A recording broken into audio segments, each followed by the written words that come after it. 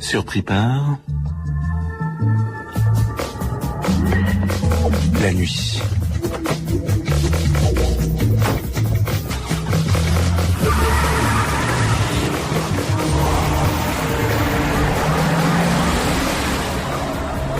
Nouvelle de la nouvelle cinéphilie. Une émission d'Emmanuel Loyer et Antoine Debac.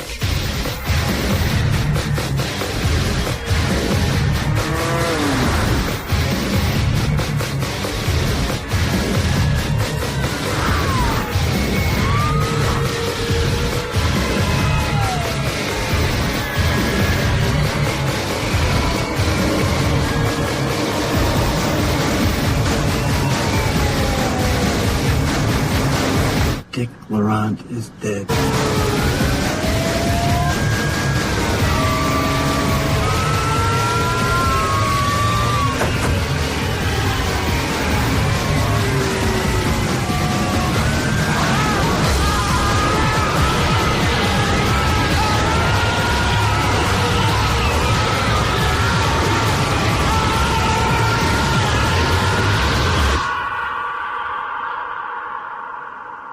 Au fond, je me suis jamais considéré cinéphile, j'ai jamais voulu être cinéphile, et aujourd'hui encore, je me considère pas comme cinéphile parce que j'aime pas le mot.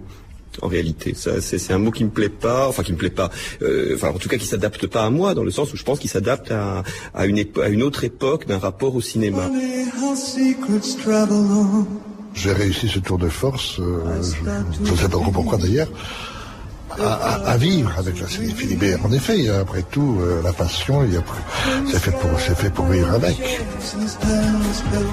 La cinéphilie dans absolument tous les cas de figure et je crois vraiment pour toute ma vie, c'est vraiment qu'une histoire d'amitié.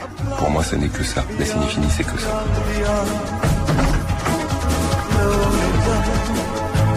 Jean-Baptiste Thorey, merci de nous recevoir chez vous. On est là dans un appartement qui se transforme tout d'un coup en s'enfonçant dans les couloirs en une antre cinéphile où il y a des milliers de DVD et de cassettes. C'est d'abord le lieu où je travaille, où je vois en solitaire cinéphile.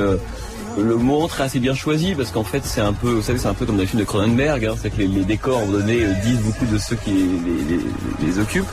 Donc voilà, il y a énormément de cassettes vidéo parce que moi je copie des films donc en vidéo et j'appartiens aussi à une génération qui a découvert le cinéma via la vidéo, donc avec une pratique un peu différente de relecture, de dissection, d'analyse, revoir des séquences, beaucoup de livres. Alors voilà, des livres qui vont d'un livre sur Giulio Questi à l'image tombe Deleuze. Ça que j'aime bien aussi dans la cinéphilie, c'est que c'est quelque chose qui est très carrefour, qui permet de découvrir beaucoup d'objets. Enfin, moi j'ai découvert par exemple beaucoup de choses de l'histoire américaine via le cinéma américain. Et puis oui, beaucoup de DVD où je côtoie, Salo de Pasolini, La Cible de Bogdanovich, et puis des choses a priori moins fréquentables comme des films de Fernando Di Leo, d'Argento, de Bava, voilà.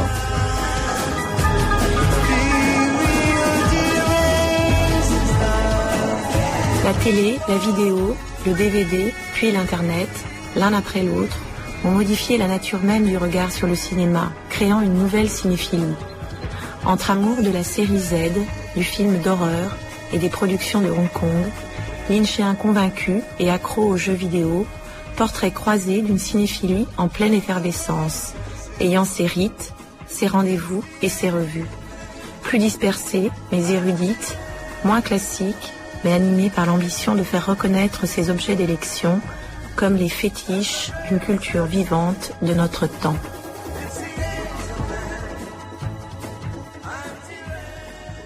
Le cinéma, le bon comme le mauvais, a beaucoup changé. Pourtant, on fait comme si aux auteurs d'hier succédaient ceux d'aujourd'hui, aux cinéphiles de l'ancienne génération, ceux de la nouvelle. Mais la cinéphilie a été barrée, rayée. La vieille cinéphilie, l'ancienne, n'existe plus, à quelques exceptions près, préhistorique et pathologique, des survivants d'un autre monde. Il en va autrement à la télévision. Il n'y a rien de plus triste que l'attitude élitaire qui consiste à bien utiliser la télévision. Celui qui, croyant n'être pas dupe, croyant échapper à l'abrutissement collectif dont la télé est censée être l'aboutissement massif et massu, l'emploie à bon escient. Celui-là erre. Il vole de la culture au-dessus d'un nid de coucou qu'il méprise. Il ne piche que dalle à ce qui fait l'essence de la cinéphilie et de l'amour du cinéma. Petit écran, grand écran, même combat. Il est mort et je crache sur son cercueil de velours viscontien. Ce n'est pas un problème d'emploi du temps, c'est un problème d'emploi de la tête. À tout moment, il se passe quelque chose d'intéressant à la télévision. Les feuilletons américains, dont les meilleurs, Columbo, Kung Fu, sont à l'égal du cinéma américain de série, du film de genre un peu bâclé qui boucle bien, un genre qui disparaît sur les grands écrans, mais qui continue à proliférer sur les petits écrans. Des feuilletons français qui romancent à plaisir les petites péripéties familiales ou amoureuses des humbles ou des riches, des mises en scène politiques qui donnent envie de crier, rire, battre des mains et pleurer, des informations à n'en plus finir comme jamais le cinéma n'en fournit. Des beaux films, des films moins beaux, des films nuls, des films qu'on revoit pour la 9e fois, toujours quelque chose est là qui retient, ordinaire ou extra, quelque chose à prendre au premier degré, comme un meurtre, quelque chose qui saigne sous le sens. La télévision est le dernier endroit où quelque chose de la lucidité hallucinée de la cinéphilie d'hier est encore possible. Allez-y, vous vautrez dans le sublime et le débile, toute notion de temps et de goût mêlés. Louis Korecki, contre la nouvelle cinéphilie, Cahiers du cinéma, octobre 1978.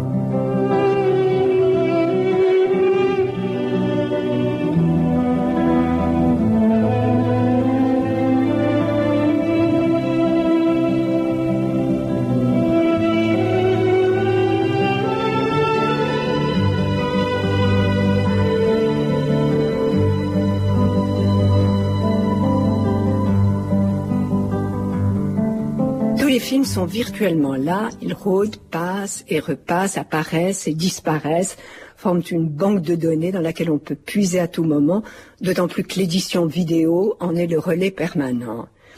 La cinéphilie des années 90-2000, quant à elle, est horizontale, digitale et rhizomatique. Personne ne peut plus descendre de personne puisque tout est là. Cette nouvelle cinéphilie fonctionne un peu comme le montage virtuel. On y procède par coupes abstraites, on fait des tas d'essais de montage, on crée des alliances et au fond, on ne voit plus que des fragments. Les séquences, les plans, les détails, les attitudes sont privilégiées sur le film lui-même grâce à l'usage intensif de l'arrêt sur image, de l'accéléré ou tout simplement de la télécommande zappeuse. Les films perdent leurs racines et même leurs auteurs, ils poussent comme des herbes folles, un peu comme les rhizomes décrits par Deleuze et Guattari.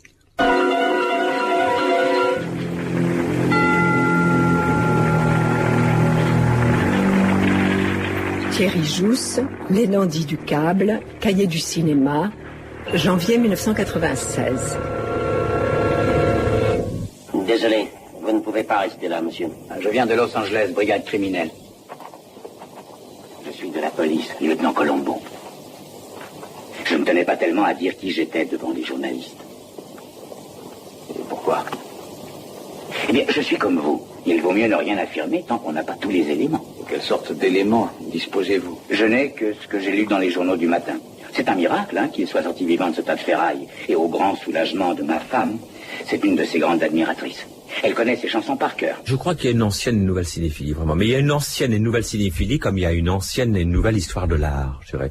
Ou une ancienne et une nouvelle histoire des arts. Dominique Paigny. Je crois qu'il y a une nouvelle histoire de l'art lorsque la totalité des œuvres de l'art, de l'humanité, ont pu être reproduites en photographie. Le jour où on a pu avoir chez soi, de manière domestique, la possibilité de collectionner des reproductions de films, pour dire clairement des cassettes vidéo, je crois que la cinéphilie a basculé. Alors elle a basculé, non, elle a changé de nature, où elle s'est développée, elle est devenue plus élargie, elle est devenue plus partagée, elle est devenue plus savante aussi. Le jour où on a tout à coup eu la possibilité d'avoir chez soi des cassettes vidéo et qu'on pouvait les consulter, les analyser, les étudier, et pas parler des films selon la possibilité de la seule mémoire, mais en vérifiant, ça a tout changé.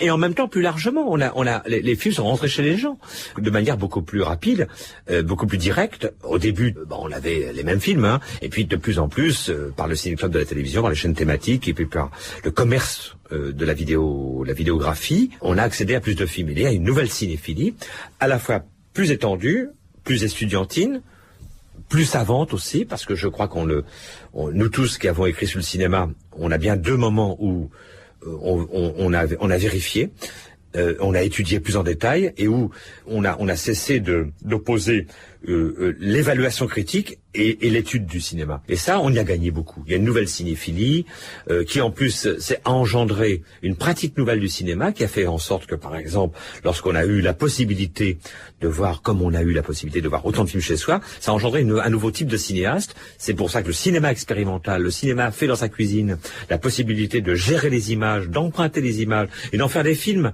comme Picasso quand il est allé au musée du Louvre, et comme Picasso ou Matisse qui ont gardé les livres d'art et les photographies, qui ont commencé à copier, à les transformer dans leurs propres tableaux, comme les cubistes qui ont pris des collages et qui ont découpé les photos pour les intégrer dans leurs tableaux.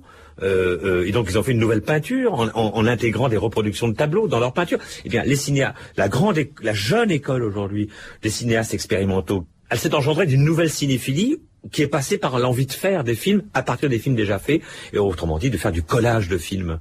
Donc alors collage de films, c'est aussi des histoires du cinéma de Godard, hein, et la dernière partie de l'œuvre de Godard, pas par hasard.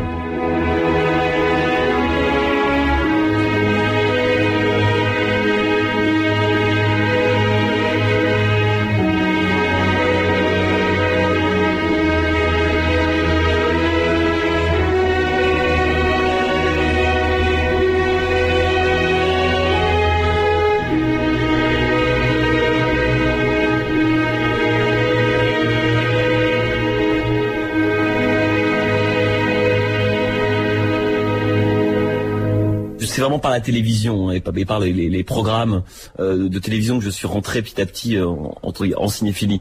Et rapidement, en fait, le magnétoscope est arrivé en fait à la fin des années 70, début des années 80. Jean-Baptiste Il a commencé à être abordable financièrement parlant, parce que c'est quelque chose qui coûtait très très cher, y compris les cassettes qu'on pouvait acheter à l'époque. Donc c'était au début des années 80 où j'ai commencé vraiment, là pour le coup, à aller dans des festivals, voir des films et surtout à les copier. Et quel âge ça? J'avais à peu près 14-15 ans. Je pense que ça a été... Oui, j'en ai 35 aujourd'hui, donc ça fait 20 ans que je copie des films, et ça a été pour moi une nécessité en fait de copier des films. J'aimais un auteur, j'avais envie d'avoir tous les films de cet auteur-là, et puis surtout me sentir moins dépendant en fait des programmations, aussi bien de salles de cinéma, de la cinémathèque ou d'autres endroits, et de pouvoir me dire à un moment donné, voilà, si j'ai envie de voir tous les films de Larry Cohen, tous les films de Romero, tous les films d'Hitchcock par exemple, je peux les avoir sous la main. C'est surtout que la vidéothèque soit active et qu'elle soit vivante. Moi, c'est ça qui m'intéresse. D'avoir sous la main une espèce d'histoire du cinéma potentiel vivante, et donc de pouvoir à la fois la contester, la refaire. La cinéphilie, c'est un peu un travail d'archéologue. C'est finalement, on va chercher des pièces qui sont enfouies, et c'est de les sortir un peu comme des fouilles. Mais le plus dur, c'est une fois qu'on a sorti toutes ces pièces-là, tous ces cinéastes, tous ces films, c'est de se dire à quel corps tout ça appartient. Pas plutôt quel squelette ça constitue. Et ce squelette-là, c'est une histoire du cinéma. Je n'ai pas découvert le DVD, je l'ai attendu pendant 30 ans. Et quand le DVD est arrivé, là, à l'évidence, c'était Jean Douchet. L'aboutissement absolu de la cinéphilie, puisqu'au fond, c'était la possibilité enfin d'avoir sa cinémathèque chez soi. Donc on pouvait voir tous les films que l'on aimait, et puis en plus en découvrir d'autres que faisait par exemple Langlois, des films qu'on ne connaissait pas encore, et de les découvrir. Donc la cinéphilie par le DVD est capitale, et aujourd'hui on se rend bien compte, en tout cas moi je me rends bien compte, puisque je circule beaucoup en France et même à l'étranger, que beaucoup de jeunes se mettent à la cinéphilie grâce à la découverte des DVD. Il est évident que il y a toute une jeunesse qui est complètement émasculée d'un point de vue artistique par des productions malheureusement épouvantables au point de vue intérêt, quoi. Mais dedans, dans cette jeunesse, il y a beaucoup de jeunes qui d'un seul coup accrochent et réaccrochent au cinéma grâce au DVD. C'est pour ça que je le considère comme un instrument absolument nécessaire et capital. En même temps, ce que je dis toujours et ce que nous disons tous toujours, un film, ça se voit d'abord sur grand écran.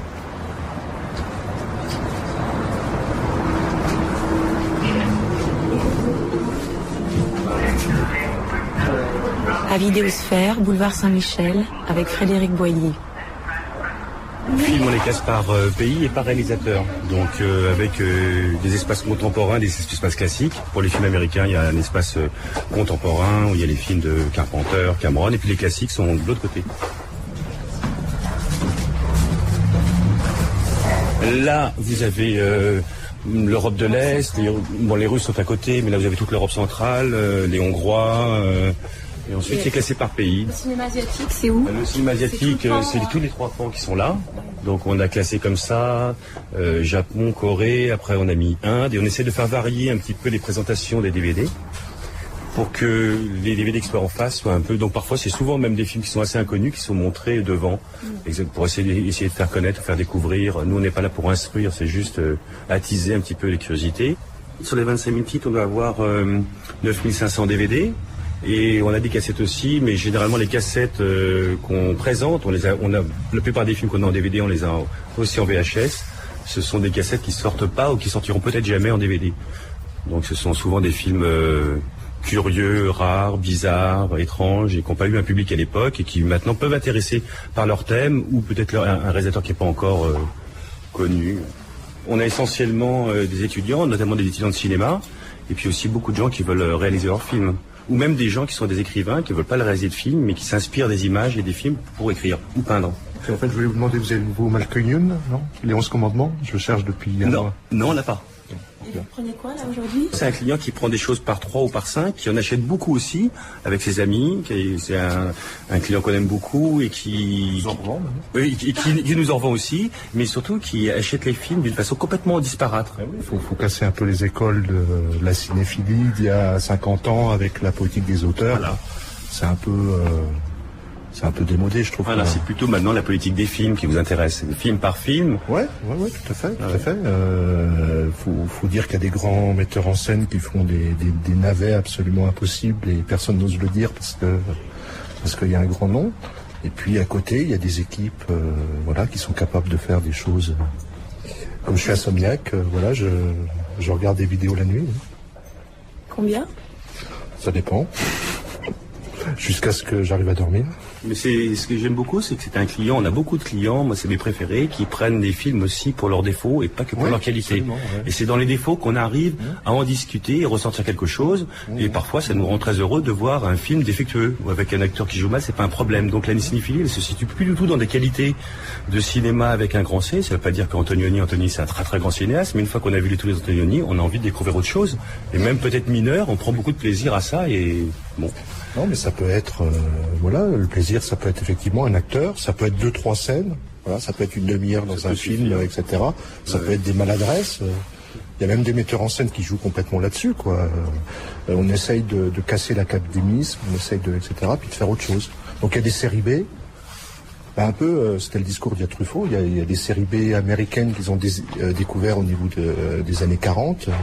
C'était pas les maîtres qui étaient admirés à Hollywood. C'était Nicolas Ray.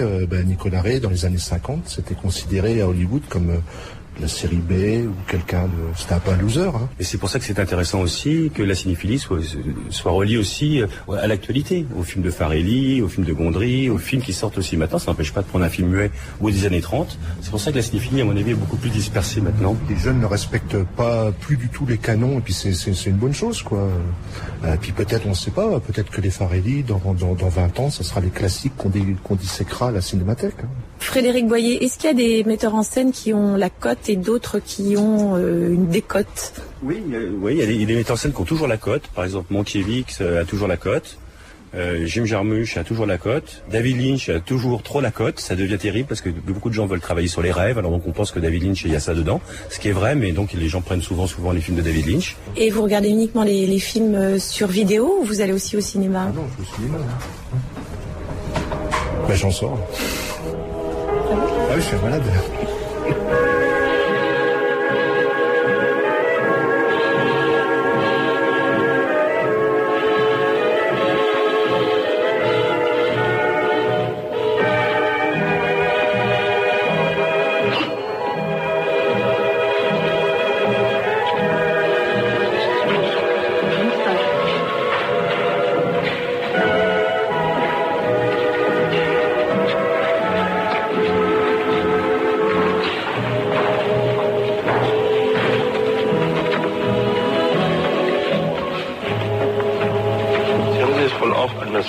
Nein, ich bin ganz zufrieden. Dann ist ja gut.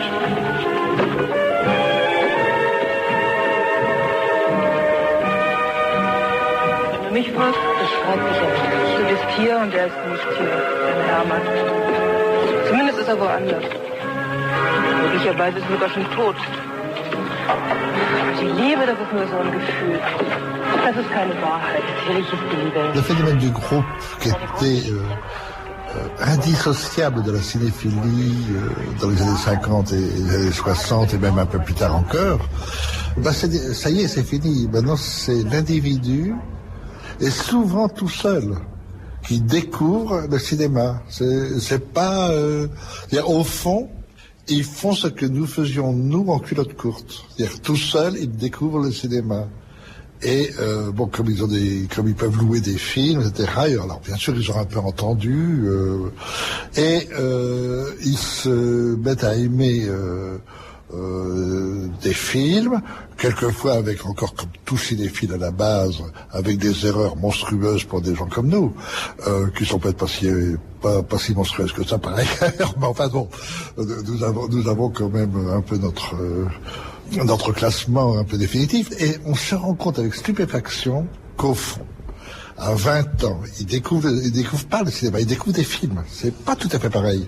Ils découvrent des films et leur goût commence à se relier au nôtre. Prenons un cas par rapport à Minelli. Minelli avait été presque oublié, ou avec d'ailleurs un peu des discours, oui, Minelli, enfin c'est pas si arrivé tout le reste.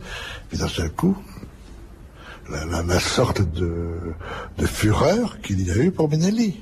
Parce que les gens sont quand même capables, maintenant ils sont rentrés dans la notion même de l'écriture cinématographique. Maintenant ils commencent à comprendre que le sujet est dans l'écriture et non pas dans l'intrigue. Der da, dein Freund, der ist da. Und er hat keinen Hunger. Das sieht man. Und er hat ein Gefühl für dich. Was für ein Freund, ein Bild, Schätzchen. Ich kenne kein Bild.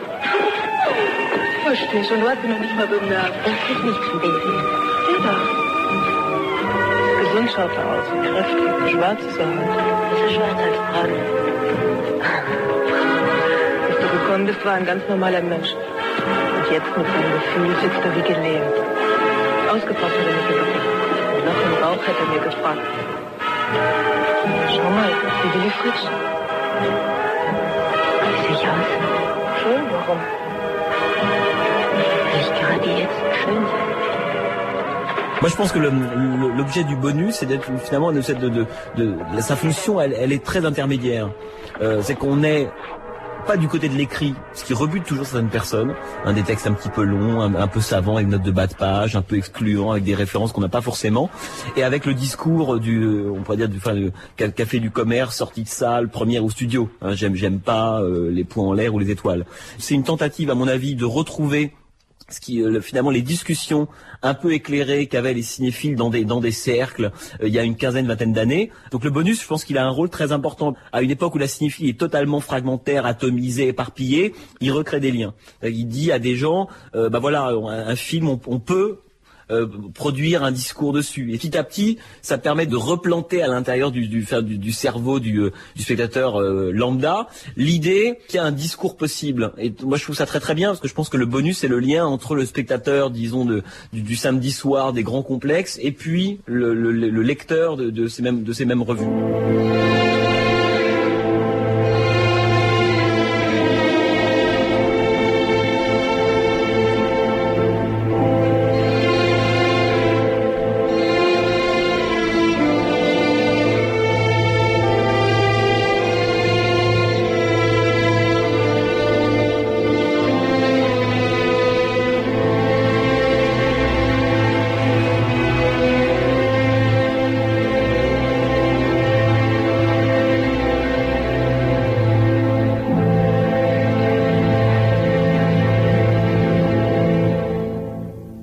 Certains pensent que aujourd'hui il n'y a plus de cinéphilie.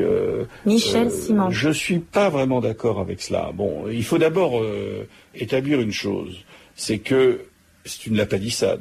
C'est que quand on commence à s'intéresser au cinéma aujourd'hui et quand on commence à s'y intéresser en 1955 ou 56, qui était mon cas, l'histoire du cinéma est 2 fois plus longue. Donc de toute façon, connaître l'ensemble de l'histoire du cinéma avec tout ce qui s'est passé depuis 50 ans, c'est une tâche colossale. Bon, ça, je crois que c'est incontestable, qu'il n'y a pas la même vision globale du cinéma qu'on pouvait encore acquérir. Comme après 500 ans de littérature européenne, on ne peut pas s'attendre à ce que quelqu'un ait lu les Portugais, les grands auteurs portugais, russes, etc. depuis 500 ans. Bon, c'est une masse énorme qui est très impressionnante. Bon, la cinéphilie aujourd'hui est plus parcellisée, elle est plus sectorielle qu'elle était. Mais c'est tout de même une forme de cinéphilie. C'est-à-dire que, par exemple, la Positive, on va avoir de jeunes rédacteurs qui vont connaître admirablement la cinématographie coréenne ou la cinématographie de Hong Kong ou la cinématographie du Japon, alors qu'à l'époque, pratiquement personne ne connaissait, en dehors de Kurosawa et de Mizoguchi, personne ne connaissait le moindre film japonais, et encore moins les films des années 30 ou des années 40, etc. Donc notre cinéphilie était tout de même très ethnocentrique, en tout cas elle était basée essentiellement sur Hollywood et quelques pays d'Europe. Mais ce que je veux dire, c'est qu'il existe une cinéphilie active, si on compare ça aux premiers chrétiens, si on compare ça aux gens qui se réunissaient dans les catacombes, il y a de ça dans la cinéphilie. De la secte, du groupe, etc. Il y a également encore des druides, des grands prêtres, etc., qui officient dans des revues autour de 500 exemplaires, mais qui vont faire des numéros spéciaux sur Cronenberg, ou sur Brian De Palma, ou sur Wong Kar-wai, ou bien le film de gangster coréen, qui sont très très documentés, avec des filmographies, etc., où on retrouve exactement le même esprit. Ils collectionnent des affiches. Je pense que la cinéphilie existe, mais elle était perverse, elle est devenue perverse polymorphe. Elle est beaucoup plus éclatée, elle est beaucoup plus ramifiée qu'elle l'était dans les années 50.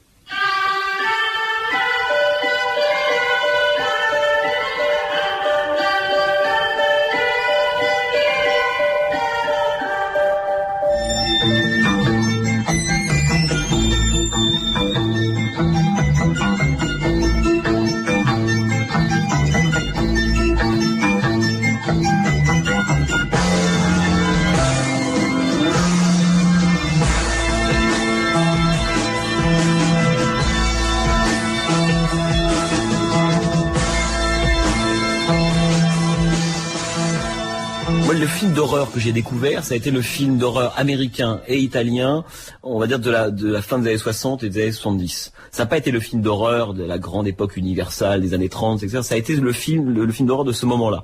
Donc via des films comme Rosemary's Baby de Roman Polanski, La Nuit du mort-vivant de George Romero, qui pour moi était un film très important dans la compréhension à la fois du cinéma américain, de l'idée qu'un grand film n'est pas réductible au genre auquel il appartient.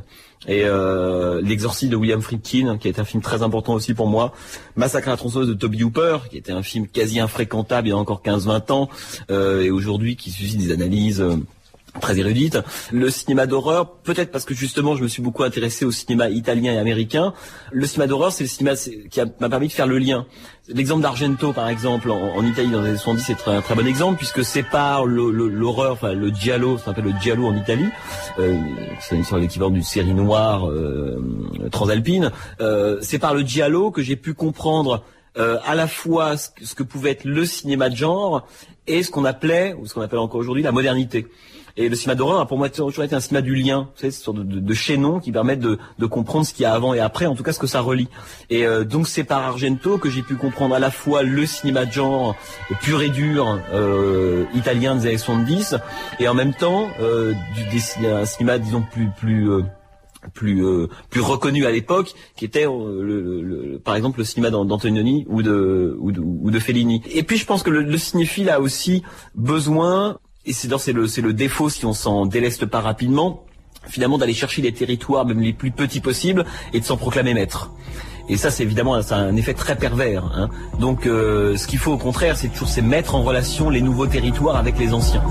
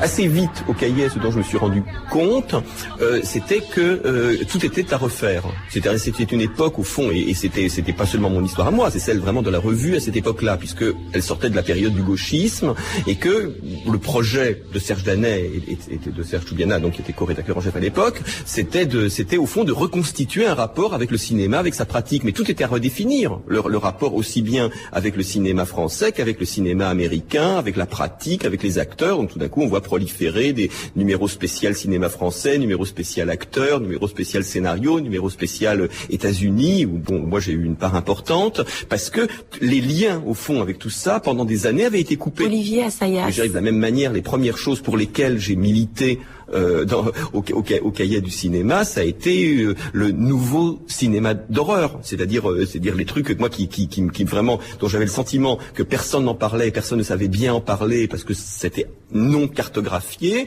C'était le cinéma de John Carpenter, celui de Wes Craven, celui de David Cronenberg, qui était une génération de jeunes cinéastes de cette époque-là qui se servaient du genre pour faire un cinéma indépendant à la première personne, qui se faufilait dans les marges du système à un moment donné où moi-même je me posais la question de comment faire pour se faufiler à travers les marges du système pour faire du cinéma. Donc j'avais l'impression qu'il y avait là une modernité, il y avait un truc présent, synchrone avec ce qui m'intéressait, de la même manière que cette aventure qui était celle en effet de la découverte du continent asiatique. Et tout d'un coup, on se mettait à voir des trucs qui étaient que moi j'en avais vu auparavant sur je veux dire boulevard Rochechouart, au Trianon ou à la Cigale, qui était encore un cinéma, si je ne me trompe pas à l'époque, où on allait un peu à la pêche parce qu'une fois on tombait bien, puis d'autres fois on tombait très très mal. Pour la première fois, on voit à la fois le cinéma des années 30 de Shanghai, le cinéma d'arts martiaux de Hong Kong, et la nouvelle vague de Hong Kong, enfin où tout d'un coup on se rend compte qu'il y a un présent, un passé, une histoire du cinéma chinois. Tout d'un coup, ça a eu une légitimité dans la théorie de cinéma ou dans le regard contemporain sur le cinéma. Donc moi, je suis évidemment engouffré là-dedans. J'ai vu tout ce qu'on pouvait voir, pas grand-chose. Quelques films rescapés justement de la rétrospective de Turin de Marco Müller, les films qu'on pouvait rattraper sur les grands boulevards. Et puis ce qu'on pouvait voir un peu à la pêche dans les festivals. Et donc c'est à ce moment-là qu'avec Charles Tesson, on a proposé de faire un numéro des Cahiers du cinéma qui serait un numéro spécial qui permettrait de faire une sorte de cartographie de ce cinéma dont on avait une connaissance infiniment lacunaire, quoi. Et ça avait ce côté très excitant et réellement là d'aventure du point de vue de la connaissance du cinéma, qui est tout d'un coup de débarquer sur un des derniers continents vierges du cinéma. Il y avait cette chose, quand on a débarqué à Hong Kong, qui était infiniment excitante, qui devait être un peu comme j'imagine, les cinéphiles historiques qui à la fin des années 50 débarquaient à Hollywood et interviewaient Léo McCarey, où tout d'un coup, il y avait toute une histoire dont eux n'avaient que des fragments, parce que ils n'avaient pas vu la totalité des films, il y avait des trouilles, on savait pas qui, quoi, etc. Et puis donc, on avait envie de parler avec les gens, d'écouter, de comprendre comment tout ça s'était constitué. Et donc on a fait ce numéro spécial des Cahiers du cinéma, qui a été de fait historiquement, quoi. Enfin, le premier compte rendu complet, sérieux, articulé, qui permettent de se retrouver dans ce cinéma-là.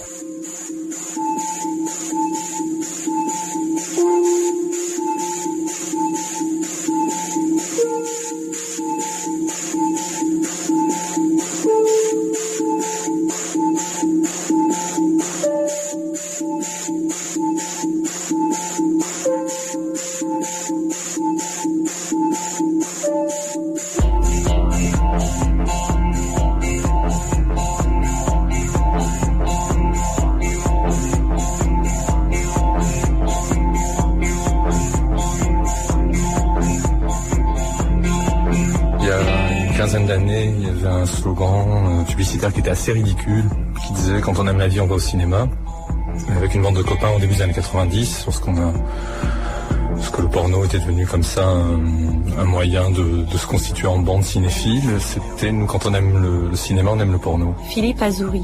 C'est-à-dire que le porno pouvait être considéré vraiment comme une forme d'épure de ce qu'était notre passion pour le cinéma. Plus que le cinéma lui-même certainement, mais peut-être aussi le cinéma lui-même.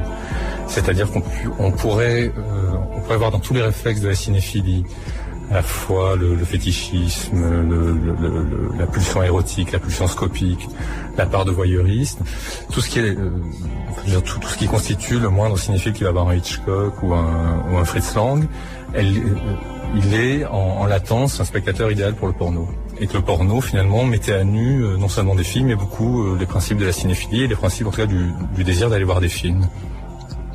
Et c'est vrai qu'à la fin des années 80, pour quelqu'un qui est jeune cinéphile, à Paris comme en province, la cinéphilie en tant que telle, le combat est déjà gagné. Enfin, je veux dire que les grands classiques sont avérés et ne bougeront certainement pas. Il y a très très peu de redécouvertes.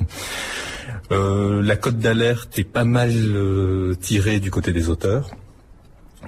C'était un titre des Cahiers, je veux dire, qui datait du milieu des années 80 et qui n'arrêtait pas de se perpétuer. Enfin, je veux dire, le cinéma d'auteur était en crise et le faisait savoir. Il n'y avait pas encore tout à fait la vague d'Asie qui allait venir un peu remuer tout ça au milieu des années 90. On était dans un moment de creux. Et dans ce moment de creux, ce sont effectivement, enfin, les gens qui étaient dans la cinéphilie ou les gens qui avaient cette pulsion cinéphilique très très forte, se sont rabattus sur des secteurs mineurs, sur des zones absolument minoritaires, des zones complètement crade, enfin voilà, disons-le tout de suite. Il y en avait 4 ou 5, il y avait le film d'horreur. Moi, le film d'horreur, j'aime pas ça me fait pas peur, donc j'ai pas une pulsion très forte. Il y a le cinéma bis, que j'aime beaucoup, mais qui me semblait déjà appartenir à une génération passée. Il me semblait vraiment être un reliquat de la cinéphilie des années 70. Et qui avait un côté, disons, un peu pisseux, qui m'attirait pas trop. Il y a le cinéma expérimental, qui m'a toujours particulièrement intéressé, mais le cinéma expérimental, c'est un sac de nœuds. Je dis pas que le porno en soit pas un, sans mauvais jeu de mots, mais c'est vraiment des groupes, des clans, etc. C'est pas très très solitaire comme activité, le cinéma expérimental. Il faut avoir envie de partager ça à plusieurs. C'est la beauté probablement du cinéma expérimental, mais c'est pas ma pulsion. Et il reste donc le porno, d'un cinéma mis à nu, pur, plutôt... Alors là aussi, c'est très très difficile. Dès qu'on se met à parler du porno, les jeux de mots affluent, quoi, mais plutôt branlants, c'est-à-dire mal foutus, gauche, très très très boiteux, des acteurs qui n'en sont pas, qui jouent comme des pieds, des dialogues probablement improvisés à la va comme je te pousse. Des décors, moi j'adorais ça. J'ai toujours une horreur absolue de rentrer chez les gens. C'est une phobie, vraiment chez moi, de pénétrer dans les appartements des gens. Là, c'était merveilleux parce que on voyait comment c'était décoré chez les gens. C'était d'ailleurs des moments de rigolade extraordinaires parce qu'on savait que tous les garçons de ma génération ont envie de coucher avec des pornstars, mais alors personne laisserait son intérieur décoré par l'une d'entre elles. C'était abominable. Mais ça correspondait, à un cinéma aussi qui était un cinéma porno qui était en train de changer lui-même. C'est l'avènement de la vidéo, l'avènement du caméscope, et avec lui, avec eux, l'avènement d'une nouvelle façon de faire de la pornographie. C'est-à-dire, c'est plus du tout le porno de papa, c'est surtout pas le porno américain, celui qu'on pouvait voir à la télé, qui était déjà épuisant, qui donnait vraiment l'impression d'athlétisme perpétuel, très très chiant à regarder, très épuisant. Voilà. Et tout à coup, il y a ce truc qui est arrivé, des gens qui se filmaient chez eux, beaucoup dans le midi de la France. Il y avait un vivier là-bas, on ne sait pas trop pourquoi. Ça reste encore à expliquer. Ce qui donnait lieu, en plus, au-delà donc de ce qu'on va voir. Je veux dire, il faut pas se mentir, ce qu'on cherche dans un porno, c'est quand même l'excitation première d'une scène charnelle, de ce rapport charnel, cette mise à nu, de la pulsion voyeuriste qui est chez le cinéphile. Au-delà de ça, il y avait donc tout à coup, on voyait les gens, on voyait comment c'était décoré chez eux. Ils changeaient rien, ils enlevaient pas la photo du chien, tout ça, donc ça c'était super beau. Il y avait des trucs de décoration pas possibles, et surtout ils s'improvisaient, ils se donnaient des rôles très très précis de personnages courants de la vie de tous les jours, et qui étaient résumés à 5-6 postures comme ça, le postier, le crémier, des trucs vraiment pas possibles, déjà très datés. Il y avait pas le chef de gare mais pas loin, et avec des surprises de livreurs de pizza, etc. Et tout ça rejoué, donc les gens rejouaient une propre fantasmatique très bas de gamme, à deux ou à plusieurs, en improvisant très très rapidement dans le feu de l'action des expressions, avec souvent l'accent du midi, qui était à mourir de rire. Et on avait rarement vu du cinéma aussi bien écrit, tout à fait de façon accidentelle, depuis Guitry, quoi, disons. Souvent, les cinéphiles qui cherchaient les cassettes bis, les cassettes de films d'horreur, tombaient dans les mêmes bacs que les cassettes à 10 francs des pornos, et tout ça finit par se mélanger et à constituer des titres, des labels, des noms d'auteurs progressivement qui ont émergé de façon un peu anarchique. Et c'est vrai que la Cinémathèque est à peu près un endroit, en tout cas en France, à Paris, où il y a à partir de 94-95, je dirais, une fois par an, une fois tous les 2 ans, ont été organisées des soirées, la nuit du sexe fou, je sais pas quoi, qui faisaient le pont entre des productions telles qu'elles se faisaient. Alors il y avait des gens HPG, Laetitia, donc l'école de Montpellier, Nanou Contact, machin, et des grandes stars qui avaient montré la voie dans les années 70 et qui étaient devenus des classiques connus de tous grâce à Canal+. Ça allait de Brigitte Lahaie à Marilyn Jess, Alban Serré, ces gens-là. Et il y avait des générations comme ça qui se donnaient la main. Bon. Je vais charger Existence de chez Antenna Research en chacun de vous. Je vous avertis, attendez-vous à des sensations fortes. Pas de panique. Quoi qu'il puisse arriver, ok? Bien, alors à très bientôt, on se retrouve tous ici.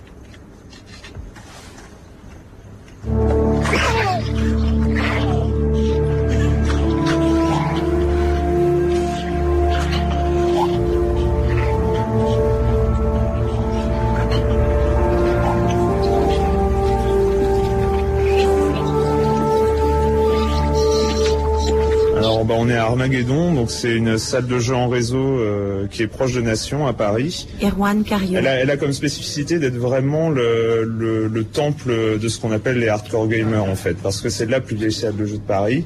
Et puis en fait les gens aussi se retrouvent ici pour jouer entre amis. En fait, Ils ont des ordinateurs à la maison, ils ont déjà Internet à la maison, mais ils se retrouvent ici pour jouer à ce qu'on appelle les jeux massivement multijoueurs.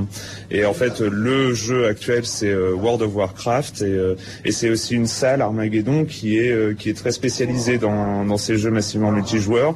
Ils ont des titres qu'on trouve pas en France, et ils les ont avant. Enfin, c'est une salle qui a une renommée dans toute la communauté des hardcore gamers en fait.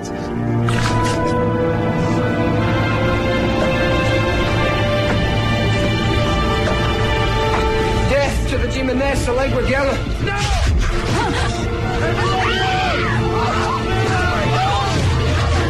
Death to our research.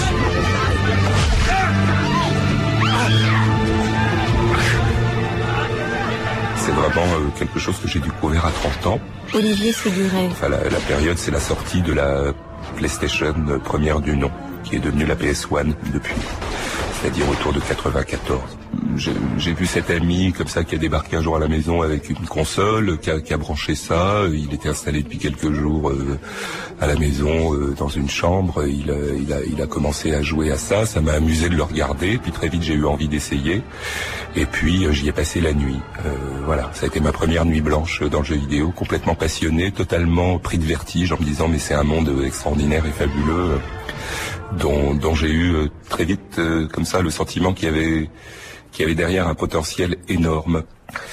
Et il se trouve que très peu de temps après ces premières expériences, j'ai vu à la télé sur Canal+, là il faut absolument rendre hommage aux frères Lediberder, enfin qui ont été vraiment pour moi les pionniers de la diffusion, enfin de la reconnaissance un peu du jeu vidéo en France. Il y avait une émission quotidienne sur Canal à l'époque, et un jour ils ont passé des images en disant voilà, on vient de recevoir ou vient de sortir en Grande-Bretagne un jeu Tomb Raider qui fait un malheur avec une héroïne qui s'appelle Lara Croft.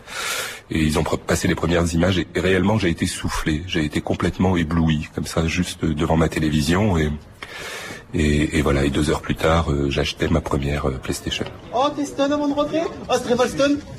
Oh là là, j'ai chain stun. Oh la oh. Comment ça se fait qu'il a réussi à donner? C'était trop beau. Stun, t'arrives, tu stun, normalement il va mourir. Les joueurs jouent avec un casque sur les oreilles, mais en fait ils viennent ici pour se parler, parce que c'est vrai que quand on joue sur Internet, on peut jouer les uns contre les autres sur Internet, mais on est obligé de faire du chat, de taper sur son clavier. Ici, quand 2 personnes s'affrontent, on est dans une salle où, par exemple, il y a 2 personnes qui s'affrontent, elles sont à 10 mètres l'une de l'autre, et puis elles peuvent se parler, elles peuvent se demander mais où est-ce que tu es, qu'est-ce que tu es en train de faire en ce moment, etc. On se prend un vendredi soir, on arrive vers 8h, on repart quand on a envie de repartir, quand on est très fatigué, et on a cette possibilité de jouer au même jeu en pouvant se parler en direct, en pouvant partager ses impressions, partager ses sentiments, partager les découvertes qu'on fait, et ça donne vraiment un sel supplémentaire au jeu. Tu fais quoi, t'as eux dans le tas et je te heal? Attends, Ce qui est un peu curieux, enfin un peu paradoxal moi dans mon histoire avec tout ça, c'est que autant j'ai eu beaucoup de mal à m'identifier au statut de critique cinéma, autant c'est avec le jeu vidéo que j'ai compris que j'étais quand même peut-être un journaliste en tout cas, et que disons qu'avec le jeu vidéo c'est vraiment ouvert pour la première fois de ma vie comme ça de professionnel de journaliste, un champ journalistique immense, vierge, totalement laissé de côté, qui n'intéressait personne au sens propre, enfin parce que il y avait très peu de moyens aussi de s'y intéresser, et que voilà, moi le seul mérite que je pourrais m'attribuer, ce serait celui-là d'avoir un peu vu, pigé, envisagé comme ça, qu'il y avait quand même un champ magnifique d'investigation journalistique, enfin déjà de faire connaître et découvrir déjà moi-même un monde, enfin et puis le faire partager. Je pense qu'il y a un vrai travail de libération du regard à produire autour du jeu vidéo, et c'est vrai que au départ une très grande part de ma motivation était arriver à la fois à dessiller, c'est-à-dire à ouvrir un petit peu les yeux sur un phénomène très très important, culturel mais aussi esthétique, enfin qui touche à beaucoup d'aspects, et sortir les joueurs, le rapport au jeu, etc. de cette espèce de ghetto effectivement assez méprisant, enfin d'objets déclassés, indignes d'attention et qui échappaient complètement au registre critique. C'est-à-dire que cette manière juste respectueuse de regarder un objet et de le comparer à d'autres en fait. C'était ça au départ et de replacer tout ça autant que possible, enfin dans un champ contemporain.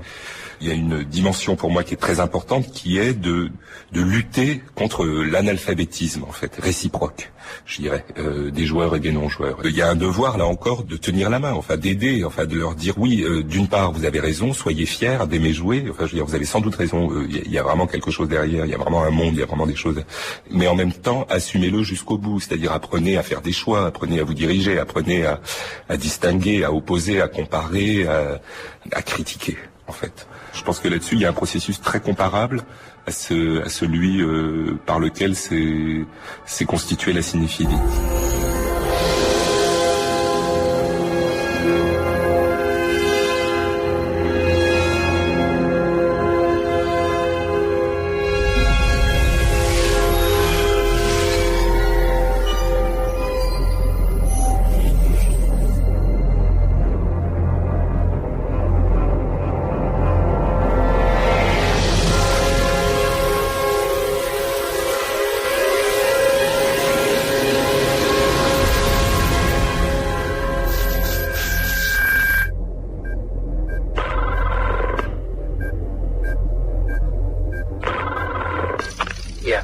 Is everything in place? You weren't supposed to relieve me. I know, but I felt like taking a shift. You like him, don't you? You like watching him. Don't be ridiculous. We're gonna kill him. You understand that? Morpheus believes he is the one. Do you? Doesn't matter what I believe. You don't, do you? Did you hear that? Hear what? Are you sure this line is clean? Yeah, of course I'm sure. I better go.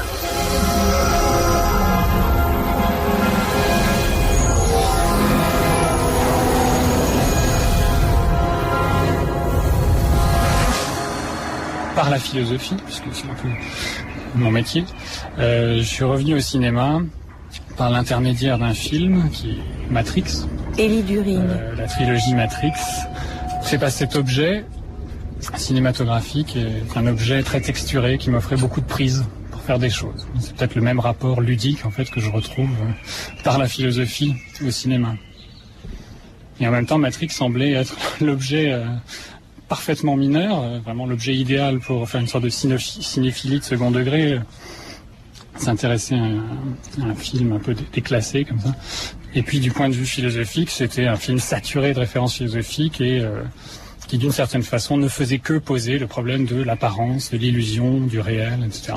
Qu'est-ce qu'on montre par exemple dans l'hypothèse d'une simulation parfaite de la réalité ? Bon, c'est un vieux problème, c'est un problème classique de la science-fiction que Cronenberg avait déjà essayé de traiter cinématographiquement dans Existence, par exemple. Bon, Matrix partait du postulat, c'est le postulat du film que une matrice simule intégralement la réalité, intégralement, c'est-à-dire sans faute. Et qu'est-ce qu'il y a à montrer ? Bon, alors, voilà la question, et c'est aussi ce qu'on a essayé de thématiser dans ce numéro de critique appelé Cinéphilosophie, que j'ai coordonné avec Marc Cerigiello, l'idée d'une rencontre qui serait de l'ordre du court-circuit entre philosophie et cinéma, où il y a une sorte d'échange de puissance un peu mystérieux qui contourne tout un pan du discours critique sur le cinéma, et dont la caractéristique est que précisément il ne se présente pas comme un discours sur. Enfin, le raccord qui l'autorise, c'est philia, c'est un amour, une amitié, enfin une affinité en tout cas, une sorte d'intelligence, une bonne intelligence entre philosophie et cinéma. Bon, et la philia, c'est le thème un peu qui réunit des philosophes du cinéma comme Cavell, qui lui vraiment thématise cette question. Qu'est-ce que c'est que l'amour de la salle obscure et de ces images projetées, du monde projeté, non pas simplement enregistré ou représenté, mais projeté sur un écran. C'est aussi la question finalement que posait Deleuze dans ses livres. Qu'est-ce qui fait que le cinéma, on y adhère, et que le mouvement en cinéma, parce qu'il est question de penser le mouvement, l'image mouvement, et le temps en cinéma, c'est pas différent du mouvement et du temps ontologique de la vie, de la réalité.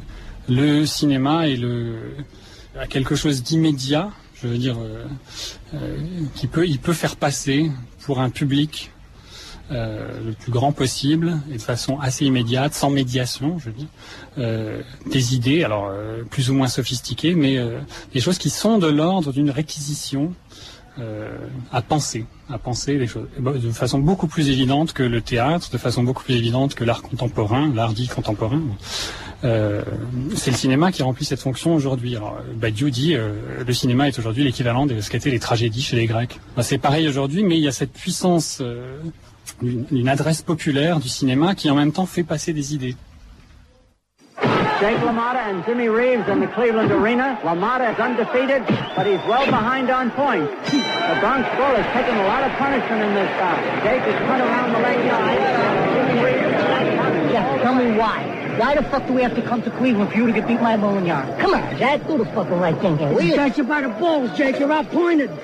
You're coming up to the tent. You're going to have to knock him out. I want you to bite him, kick him, do anything you gotta do. Nobody's looking, you know what to do. Listen to you. Just like home, all over the fucking movies. Knock the motherfucker out, you understand? Knock him out.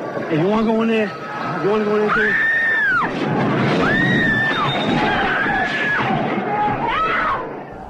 Je sais pas si je suis un nouveau cinéphile, mais en tout cas je me sers du cinéma à tous les instants dans mon travail. Mais je m'en sers d'une manière très non cultivée. C'est-à-dire que j'ai une mémoire d'un consommateur de cinéma. Pas tant de quelqu'un qui a une vision très hiérarchique, très hiérarchisée des films. Le Carl doit aider aujourd'hui en plus on rajoute dans la consommation comme ça. Olivier Cadieux. Je dirais tout de suite comme ça spontanément que je me sers beaucoup du cinéma dans mon travail comme d'une grammaire ou d'une mémoire. C'est-à-dire que j'ai l'impression que les films finissent par faire dans ma tête comme un traité de figure, comme un traité de rhétorique. C'est-à-dire que souvent quand j'écris, je tombe sur une scène. Enfin, je ne sais pas si je fais des scènes en littérature, mais en tout cas, je tombe sur des nœuds que le cinéma vient exemplifier. C'est-à-dire tout d'un coup, le cinéma résout comme ça les énigmes sur lesquelles je tombe en écrivant. Voilà. Donc le cinéma vient relayer mon travail d'écriture. Je tombe sur des films. Alors quelquefois, je les décris puisque j'ai pas d'autre solution. Dans les derniers livres que j'ai faits, on passe quelquefois par des séquences de cinéma qui sont vraiment presque citées. Je sais pas, je me souviens dans Retour définitif, j'ai décrit comme ça Voyage au bout de l'enfer, une scène de Voyage au bout de l'enfer. Parce que c'était la seule solution. Parce qu'au fond, ce que je voulais dire en écriture se disait par la mémoire du cinéma. Le cinéma est un réservoir pour moi de stéréotypes aussi. On pourrait décliner la vie entière. On pourrait faire une espèce d'énorme, comme ça, pot pourri avec toutes les scènes de film pour faire une grammaire générale de la vie. Comme un art de la mémoire. C'est-à-dire que si j'essaye de décrire une opération dans un livre, alors ça vient à deux endroits. Ça vient d'abord comme un catalogue, comme une mémoire. C'est vrai que quand je me déplace virtuellement dans une scène, le cinéma m'aide. Puisqu'en plus c'est partageable, c'est ça qui est merveilleux. Ce sont des objets pré-mâchés, pré-digérés, pré-transitionnels. Donc se servir d'un film, c'est merveilleux parce que c'est comme utiliser une allégorie. Le cinéma est allégorique, donc on peut utiliser ses plans pour accélérer quelquefois un processus d'écriture. Et puis, dans un autre sens, je me sers du cinéma, alors cette fois-ci, de manière fantasmée, de manière enfantine, comme si j'étais moi-même cinéaste. C'est-à-dire, je me fais des choses que Hollywood pourrait à peine payer, parce que je fais des plans séquences très très chers, avec des grues qui se déplacent à toute vitesse et qui se terminent sur un plan de peau. La littérature est très amusante, parce qu'elle peut doubler le cinéma. Donc j'ai le cinéma en horizon.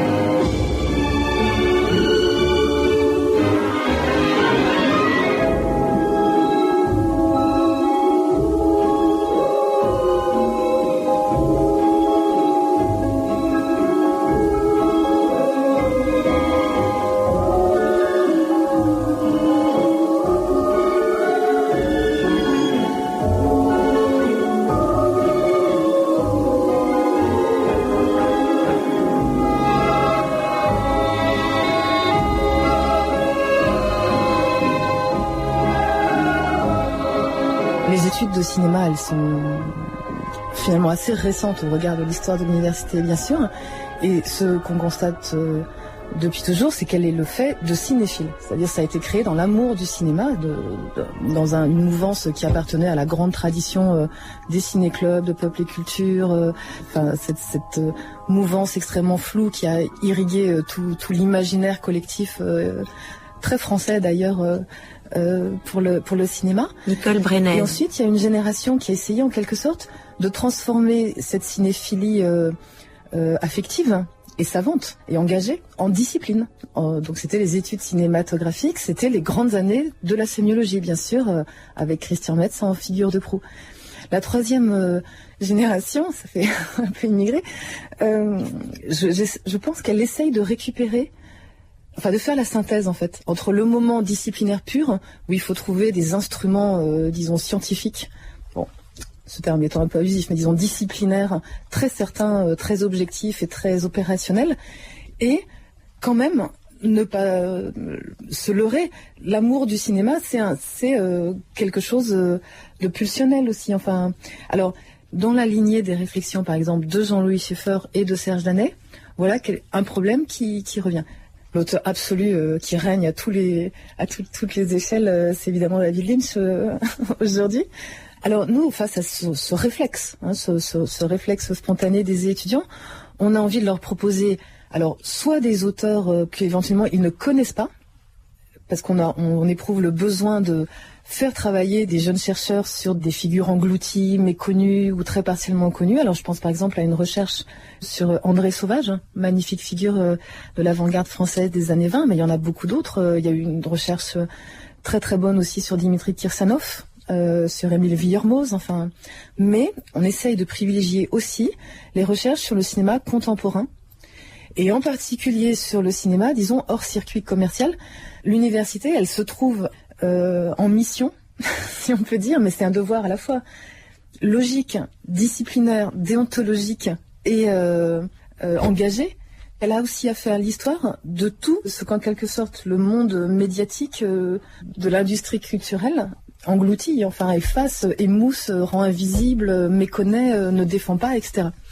Donc, sachant que nos étudiants sont cinéphiles, curieux de tout, et qu'ils ont des désirs, des envies, y compris de choses qu'ils ne connaissent pas encore, on essaye de les orienter vers des territoires, des corpus, des pratiques aussi, qui ne sont pas les pratiques de la grande cinéphilie industrielle.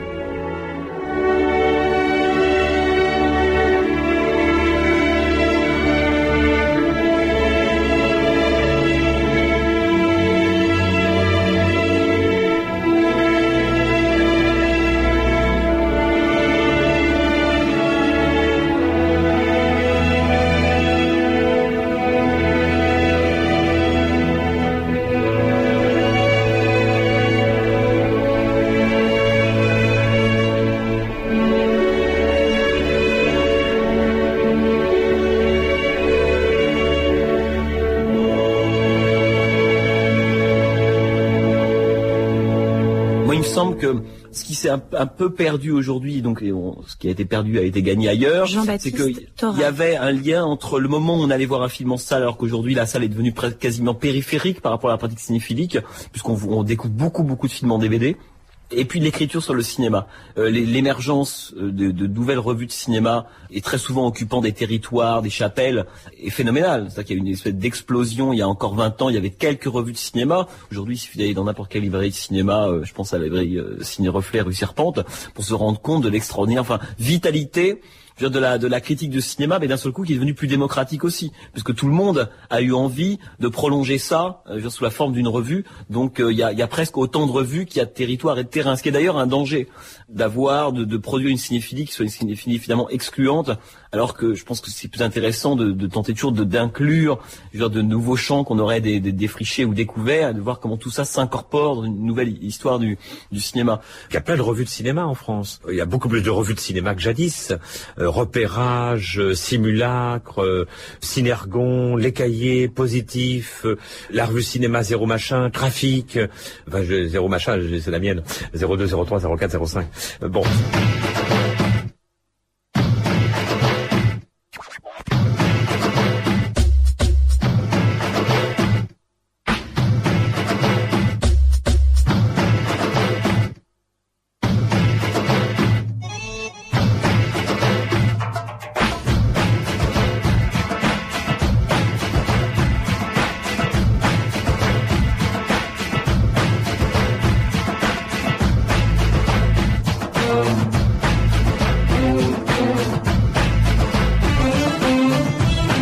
La lettre du cinéma, c'est plutôt une revue de cinéastes, au sens large, que de cinéphiles. C'est-à-dire, en fait, je dirais que le pur cinéphile, il est mort, il s'est suicidé, c'était Fabrice Barbaro. Lui était, à mon avis, d'ailleurs, dans notre génération, peut-être la personne qui avait vu le plus de films et qui prenait le relais d'une histoire de la cinéphilie. Mais Fabrice Barbaro disparu, je dirais que Judith Cahen. Tous les autres et le désir moteur dans la lettre du cinéma, c'est le désir de faire des films. Écrire sur le cinéma comme on fait des films, en fait. Et le comité de rédaction de la lettre du cinéma s'est constitué, en fait, au départ, c'était un comité de sélection. On voyait des premiers et seconds longs métrages du monde entier pour les choisir pour la sélection du prix Sadoul. Et il y avait aussi la création des films de la Croisade, où nous sommes ici, société de production, qui était aussi l'outil, une société de production, un outil pour faire des films. Donc il y avait vraiment l'idée de la lettre du cinéma, c'était pour moi un élément parmi d'autres. Je dis pour moi, mais vraiment pour les 3 personnes qui l'ont créé, Julien Husson, Emmanuel Giraud et moi-même. C'était un outil parmi d'autres. Au jour d'aujourd'hui, la lettre du cinéma continue. Ceux qui ont presque tous fait des films. Serge Boson, même Axel Repert en ce moment a un film en sélection à Pantin, Sandrine Rinaldi qui venait des Cahiers du cinéma. Il n'y a que Christine Martin qui peut-être reste la seule qui n'est pas passée à la réalisation, qui ne le souhaite pas et qui s'occupe de la collecte des textes. Et il y avait un critère qui était celui des minorités insolentes. C'est-à-dire que c'est pas du tout un principe démocratique où il faudrait voter, bien qu'on a été obligé parfois d'en venir au vote, mais c'est plutôt l'idée que la cinéphilie, c'est des coups de cœur extrêmement subjectifs, extrêmement virulents parfois, qu'on était des personnalités très différentes, qu'on n'a jamais réussi à définir une ligne, sauf celle de l'exigence. Je parlerai plus de réseau rhizomatique, de circulation justement, les acteurs assistants sur les films des uns des autres, que de collectif. Je pense que du point de vue du collectif, on a échoué, ce qui est peut-être sain parce que c'est une autre forme de circulation s'est constituée. Et je dirais vraiment, oui, c'est l'expression rhizome de Deleuze, c'est réseau rhizomatique. Et aujourd'hui, quand je croise ceux de la lettre du cinéma, j'ai un sentiment de cousinage. J'ai l'impression de croiser des cousins. C'est-à-dire qu'il y a une complicité de l'ordre des cousins. Les frères et sœurs, on les voit plus souvent. Les cousins, c'est plus éloigné, mais en même temps, c'est là. Il y a quelque chose qui est là, avec aussi les vieilles histoires de famille qui traînent, les petites rivalités, toutes ces choses-là. Mais en même temps, ce réseau, voilà, je le figurerais comme ça. Plus que comme un véritable collectif au sens où j'ai pu, moi, en avoir la nostalgie par rapport à ceux des années 70 qui étaient un peu nos pères.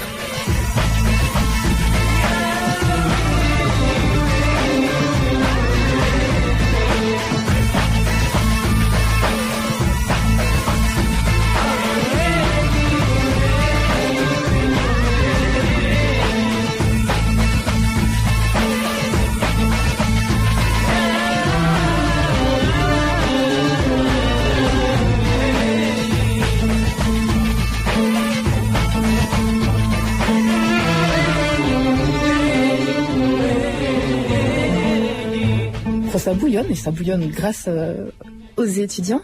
Donc, par exemple, il y a 2 groupes d'étudiants qui organisent chacun à tour de rôle un ciné-club. Donc il y a un ciné-club extraordinairement passionnant et engagé qui est organisé par une association qui s'appelle les Écrans Citoyens et qui montre par exemple des films qu'ils appellent très justement sans écran. Comme il y a des gens sans papier, et donc ils montrent des films qui ne sont passés nulle part, qui ne trouvent pas de place ni dans les circuits de distribution de salles, ni à la télévision. Et ça, c'est des initiatives que je trouve superbes, enfin vraiment magnifiques. Et il y a un autre groupe d'étudiants cinéphiles qui a créé un ciné-club cette année, avec un nom très epsteinien, c'est Bonjour Cinéma, et qui lui travaille plus sur le renouvellement de chantiers traditionnels, comme par exemple le travail d'acteurs. Ils se sont organisés aussi en groupe de recherche sur la question du jeu d'acteurs. Et donc ils associent projections et séminaires de recherche qui sont de leur fait. Donc ça, c'est la prolongation de formes tout à fait rituelles, je dirais, de la cinéphilie, et c'est une très bonne chose. Et on voit que c'est des formes toujours fertiles finalement. Et puis il y a d'autres formes, bien sûr, qui se mettent en place et qui, alors, elles ont trait, bien sûr, à la pratique du cinéma. Une initiative toujours nouvelle, quelle que soit son histoire antécédente, c'est celle des laboratoires. Donc l'organisation coopérative en laboratoire. Donc il y a une très très longue tradition de la coopérative, que ce soit de production, de distribution. Elle remonte au moins à 1913, si c'est pas avant. Mais ça se fait, disons, dans l'ignorance en général de ce qui s'est passé précédemment. Donc c'est pas de l'ordre de l'héritage, c'est de l'ordre de la retrouvaille, de la renaissance d'une forme, qui a existé sans qu'on le sache. Et moi après je suis là et je leur raconte d'où ils viennent, mais ils le savent pas. Mais par exemple certains de nos étudiants ont participé à la fondation d'un laboratoire très créatif qui s'appelle l'ETNA, en hommage à Epstein aussi, qui est une figure aujourd'hui vraiment de référence pour des tas de sortes de cinéphiles très différents. Et ça, c'est un beau phénomène. Et dans ce laboratoire, ils ont construit des bacs de développement, ils ont récupéré des tables de montage, ils ont récupéré des caméras, ils en ont acheté, enfin bon. Et puis aussi des ordinateurs et toutes sortes d'instruments de création. Ils ont aménagé le lieu et ils y organisent, alors à la fois des ateliers de formation qui leur permettent d'exister pour d'autres cinéastes, et puis surtout, c'est en permanence un lieu de production de films, de production au sens de la fabrique, évidemment pas au sens du financement. Ils produisent des films et l'ETNA produit une centaine de courts-métrages par an. Enfin, c'est la maison de production en réalité la plus extraordinaire, la plus créative probablement du monde.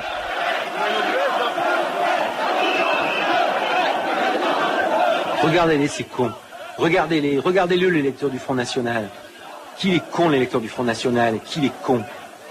Il est con et c'est un salaud. C'est un salaud et un salopard. Il est con parce qu'il vote pour un gros con. Un gros con borgne, un militaire. Un con. Car il faut être con pour voter pour Le Pen. Il faut être con et salaud. Bête, pétri de bêtises, de conneries. Car qu'est-ce qu'il comprend, le con, au discours de Le Pen ?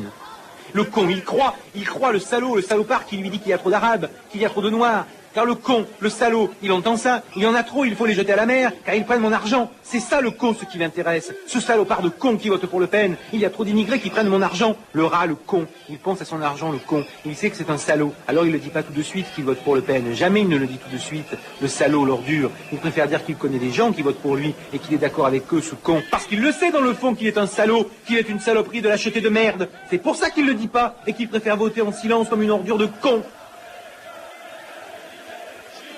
Il dit que l'autre, le con de Borgne, il ne fera pas son programme, que le salaud de Borgne, il n'est pas nazi, qu'il n'est pas facho, mais qu'on ne le laisse pas parler. Ah, la pauvre victime. Mais ce con qui vote pour Le Pen, c'est le même con qui votait pour Hitler. Oui, le même. Pourquoi il aurait été plus con, l'autre? Pourquoi il aurait été plus salaud, l'autre qui votait pour Hitler? L'autre, il disait, c'est les juifs qui prennent tout le fric, c'est eux qui sont responsables de ma vie de merde, de ma connerie crasse. 'Cause you're mine. La la la la la la. You better stop the things you do. I'm lying. La la la la la. I'm lying. I can't stand it. You're running around. I can't stand it when you put me down. La la la la. And it's the hard thing. Because you're mine.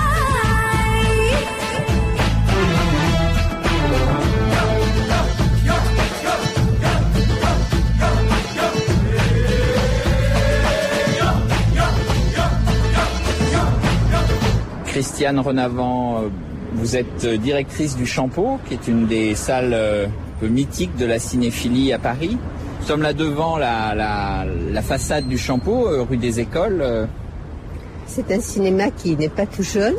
Il date de 1938. Mon père l'a acquis en 1939 et depuis, il est resté dans la famille.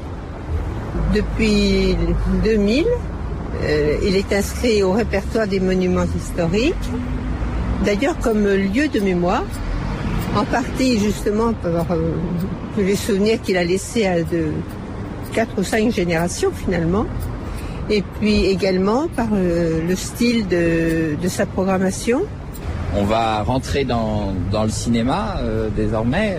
Donc on est là maintenant dans le hall, devant le guichet. Combien de personnes travaillent au Champeau avec vous ? Nous sommes en tout 8. 3 projectionnistes, des personnes de l'accueil, le bureau, et puis moi. Il y a combien de spectateurs par an au Champeau?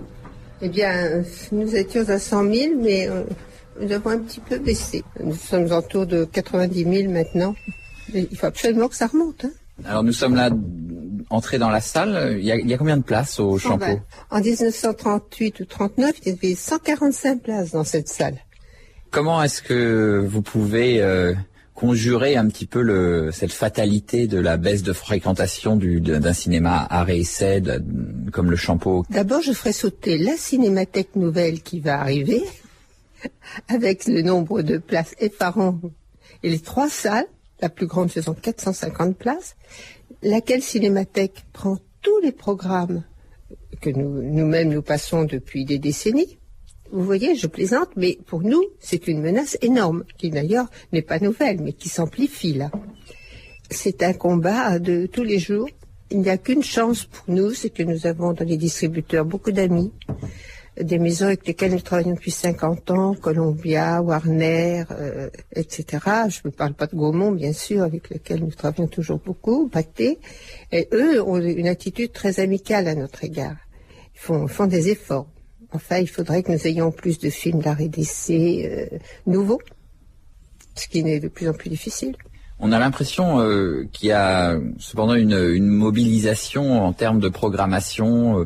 Vous avez multiplié les nuits, nuit Wong Kar-wai, nuit Tim Burton, les nuits autour d'un thème ou d'un cinéaste. Vous multipliez aussi les programmations, les cycles. En ce moment, Costa Gavras, il y a quelques mois, Gérard Blin, on peut et maintenant Fassbinder. Oui. Vous pensez que c'est une manière de résister aussi aujourd'hui? Je pense que c'est une manière de résister, mais enfin, si vous voulez, c'est quand même un peu la programmation que nous avons toujours eue. Hein. Peut-être faisons-nous un petit peu plus maintenant de rétrospectives d'auteurs un peu plus nouveaux. Lorsque, par exemple, nous avons fait une rétrospective Lars von Trier, nous avons fait aussi une rétrospective du cinéma coréen. Enfin, vous voyez, on essaie de diversifier, mais tout ça jusqu'à ce que quelqu'un d'autre les prenne. Et alors, il faut recommencer à trouver d'autres idées. Il y a aussi quelque chose qui me semble revenir, même si c'est pas nouveau, mais c'est l'idée d'organiser le plus possible des débats autour des films, de faire que les cinéphiles se retrouvent, se rencontrent, puissent rencontrer les auteurs, les acteurs, les critiques. Oui, ça c'est exact. C'est étonnant les questions qui sont posées. D'ailleurs, chaque fois, encore hier soir, Mathieu Kassovitz m'a dit combien il avait été surpris de la pertinence des questions et en fait, des connaissances même des gens qui lui posent ces questions. Est-ce que vous pourriez dresser le profil type du spectateur du Champeau aujourd'hui? D'abord, les personnes très attachées au lieu. Et ça, en particulier dans notre quartier, mais pas forcément que le 5e. Il y a beaucoup de gens qui viennent parce que c'est ici. Et c'est un lieu qu'ils aiment. Là, ceux-là, bon, c'est souvent des gens pas très jeunes d'ailleurs. Enfin, bon. Et puis donc les jeunes qui sont très attirés par, je sais pas, peut-être la diversité et puis l'espèce de, au fond, il y a un côté un peu scolaire chez nous. Scolaire au sens, ce serait une école pour apprendre le cinéma? Oui, c'est évident. Hier, Monsieur Grimbert nous a vraiment fait une leçon de cinéma. C'était passionnant. Et puis, je pense aussi qu'il y a les gens de passage, ceux qui connaissent notre cinéma parce que ils sont venus quelquefois, qui sont alertés par des articles. Et puis, voilà. Enfin, je vous dis, les 2 cas de figure principaux, ce sont certainement les gens qui aiment le Champeau pour lui-même et ceux qui aiment s'y ressourcer.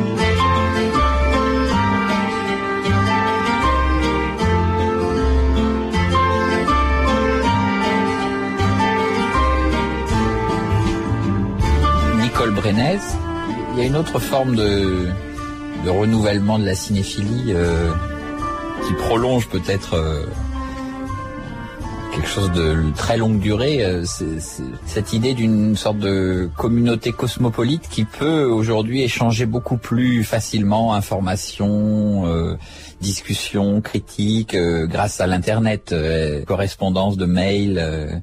Qu'est-ce que c'est que cette cinéphilie-là? Ça, c'est la cinéphilie, je dirais, tellement ordinaire qu'elle se vit même plus comme une initiative.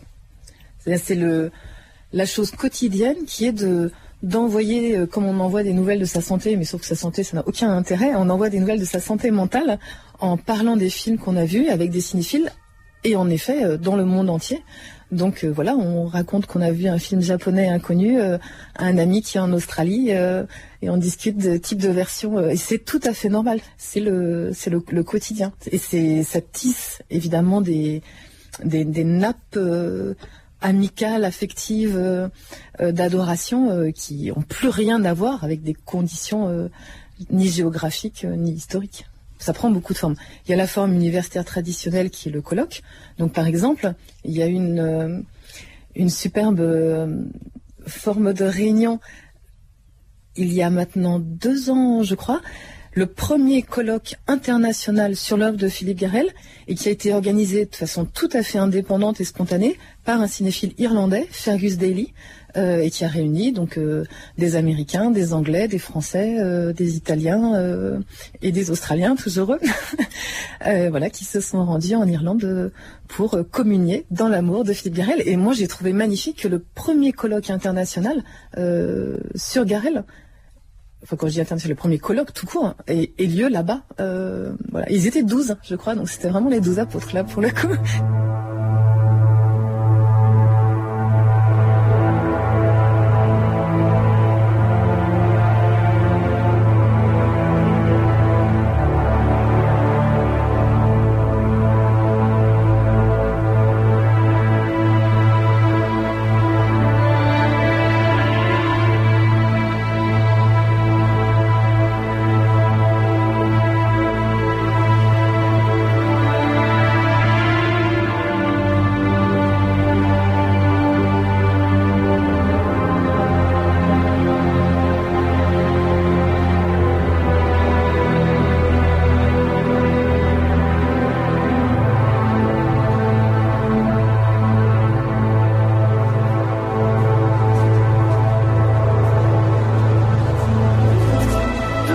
Vous suivez le travail architectural dans cette nouvelle cinémathèque qui sera un petit peu le lieu, le point de rendez-vous de la nouvelle cinéphilie. On peut l'imaginer à partir de l'automne prochain, l'automne 2005.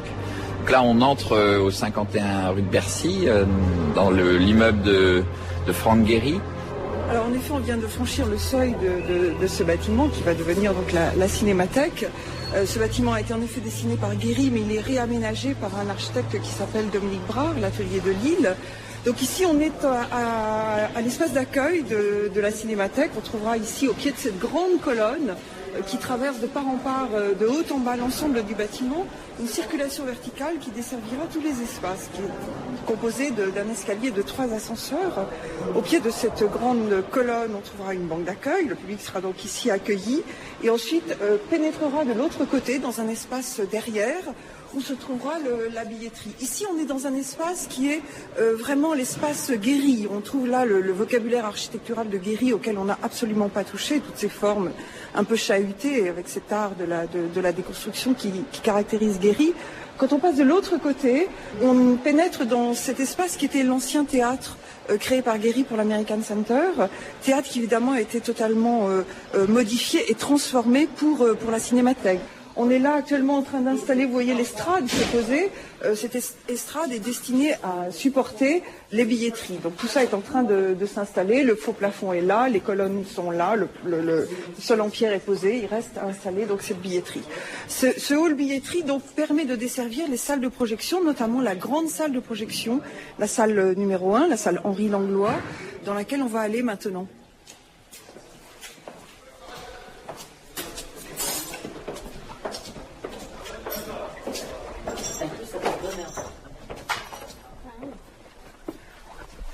Alors là voilà cette salle.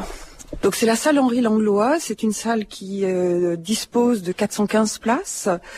C'est une salle qui a vraiment une capacité technique absolument extraordinaire, puisqu'ici on est capable de projeter tout. On peut montrer presque tous les formats ici. Donc on a une régie que vous voyez là-haut, derrière ces 4 baies vitrées, ces 4 baies de projection, qui est équipée de manière maximale. On peut montrer tous les formats images, 16, 35, 70, et on va évidemment jusqu'au numérique. On a équipé la salle de la possibilité de replier les fauteuils pour y disposer une estrade permettant de projeter les lanternes magiques. Tous les formats son, évidemment, aussi sont disponibles dans cette régie. Donc c'est une régie techniquement hyper performante.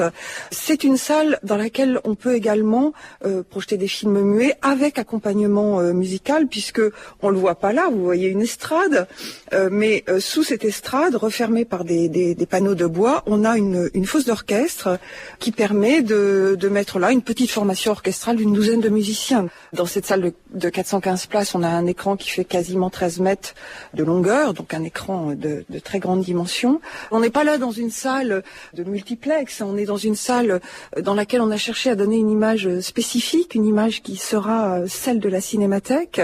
C'est une salle donc qui a un habillage bois sur les murs, donc qui en même temps sert de traitement acoustique. On a beaucoup travaillé aussi sur l'acoustique de la salle. Donc cet habillage bois dans lequel on voit apparaître des niches peintes en bleu. Cette salle est bleue. On a des néons cachés qui donnent un éclairage comme ça un petit peu énigmatique. Les fauteuils aussi sont spécifiques à la salle. Je vais les découvrir pour vous. Ils ont été donc dessinés spécifiquement pour nous par Antoine Sassois, le premier. Donc ce sont des sièges qui ont été dessinés spécifiquement pour... J'ai le numéro 14. Le numéro 14. Je le retiens. Vais-je avoir le numéro 16? Je ne sais pas. C'est peut-être un peu prétentieux, mais il me semble retrouver là un petit peu du génie du lieu de Chaillot. Je ne sais pas très bien à quoi ça tient. Les génies du lieu, ce sont des choses mystérieuses, hein.